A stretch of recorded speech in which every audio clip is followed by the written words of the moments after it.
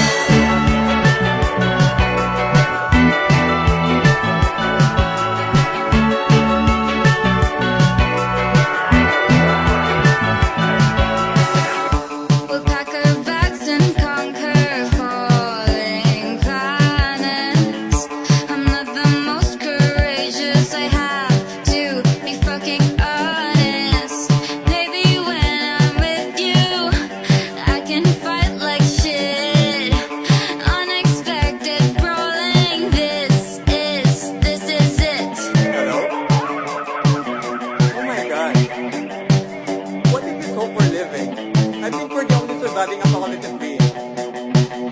Am I right?